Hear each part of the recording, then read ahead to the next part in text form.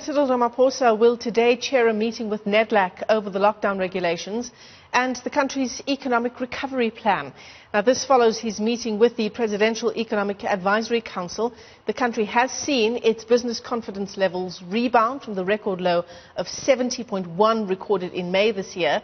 The SA Commerce, or rather Chamber of Commerce and Industry, that's SACCI, says the sentiment started to pick up in June when lockdown regulations were slightly eased, climbing to 82.8 in July. The South African Chamber of Commerce and Industry is now calling for more sectors of the economy to reopen. Its CEO, Alan Mukoki, joins us now via our Zoom line. He's in Johannesburg. Alan, good morning. Thanks again for your time on the AM report. The hardest and the longest lockdown in the world, and what a massive effect on our economy. Oh, absolutely. It has had a very devastating effect, even though we do understand quite clearly the balance in the equation is that the government took all these measures to try and protect lives. I don't think that in principle anyone can actually ever disagree with that, as we have seen since lockdown number 5 to where we are now. So many people have actually lost their lives, more than 10,000 people. So these things had to happen. No one expected them, but we are where we are right now. I mean, you know, looking back, it's always 2020 vision. If we could do things differently, save lives and protect jobs and protect the economy, how could we have done that? Well, you know, originally, months ago, we as the South African Chamber of Commerce had made what we thought were very valid recommendations that in terms of all the measures, whether you're talking level 1, 2, 3, 4, and 5, all the mitigation, there was one item that was always going to be a singular big contributing factor. That was always going to be the issue of testing. We've always argued that, as Donald Trump would always fight with people and say he has so many positive cases because he's done so many tests, more than 45 million tests. We've always viewed this as if the government needed to invest in anything at all, it needed to invest in testing. Get all the reagents, get all the testing kits all over the place. There are only about 11 million people in formal employment and probably another 3 million in informal employment. So if you were going to prioritize the testing of people who need to go back to work, the workers in particular, you enable a situation where they go back to work, where they are not going to infect other people and they are not going to get infected themselves. In that case, you are doing both things. You are mitigating against the pandemic whilst you are engaging the economy, reopening the economy in a way that is sustainable. So that was a missed opportunity for us. Of course, there were many challenges in respect of the shortages of testing kits all over the place, but we needed to make sure that we engage a very massive project in ensuring that people are actually getting tested so that when you take people back to work, you know that those people are already negative. They go to meet other people who are negative. We can, in a way, protect the economy from the pandemic, whilst at the same time we're mitigating against the pandemic. So that was a missed opportunity from where we sit. Yeah. So business confidence levels, they've rebounded from the record low we saw back in May, although the levels are still much lower than the same time last year. Business confidence, how do we connect the dots between the levels we're seeing now and what it means in very real terms for our economy? Well, I think that what we see now, of course, is that it was expected that when we reopen, we've moved from 5 to 3 at this point in time. So it was expected because a lot of people wanted to go back to work. A lot of people who are in business wanted to reopen their businesses. A number of sectors, quite a huge number of sectors, have actually gone back to work. And I think that the global economy itself is beginning to pick up because, as you recall, the entire global economy had actually shut down. Traveling had been suspended.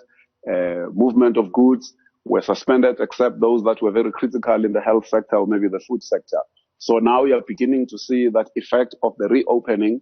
We are very far from the resolving our issues because, as you recall, we were facing a lockdown in an environment where we already had entered a recession. On the other side, we then had to deal with the triple situation of also facing a downgrade by all the major ratings agencies who downgraded South Africa to junk.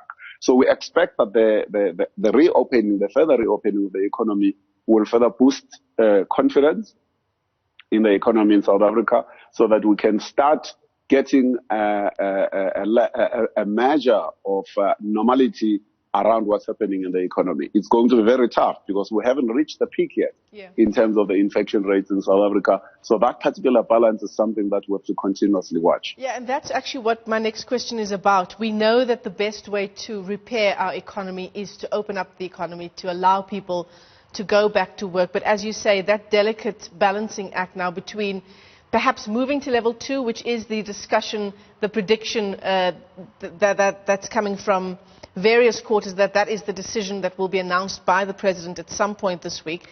How do we balance that, the need for our economy to get going versus, infections? It's not something that is just a presidential decision or a business decision. It really needs buy-in from every single person in South Africa.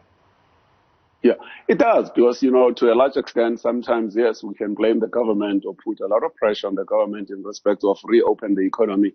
We also need to take responsibility as business, as individuals as well, to make sure that those mitigating factors that have been put together, we ourselves are complying. Yeah. Because you walk around the streets, you run around the streets, you walk all over the place, you find people are not wearing the masks. Sometimes they're wearing the masks, but they don't wear them properly.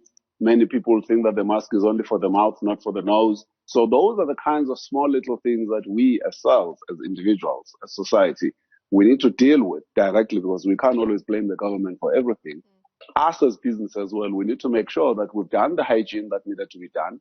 We've actually put in the PPEs for our employees as we need to. We make sure that we're using equipment that is actually of high quality. We're using sanitizers that actually work. Because when you start hearing cases of people using sanitizers where the alcohol content is lower than what it should be, none of those things are actually helping us. So if we were putting this amount of pressure on the government, we needed ourselves to show cause and say, these are the heightened mitigating factors that we ourselves are willing and are prepared to comply with in respect of making sure that this particular pandemic does not get worse. It's not in our interest, by the way, as business, to want to fight for business to open when people are dying. It doesn't make any sense whatsoever, because we need that same market to be a viable market.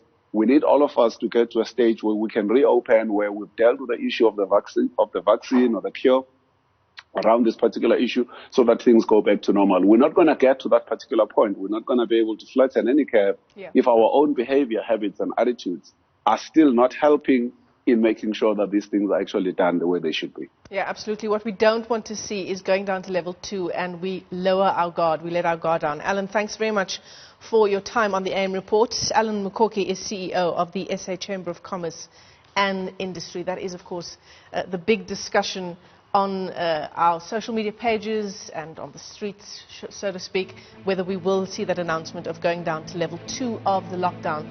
But we're seeing various sectors urging ordinary South Africans, urging business to not let this result in a second wave of infections.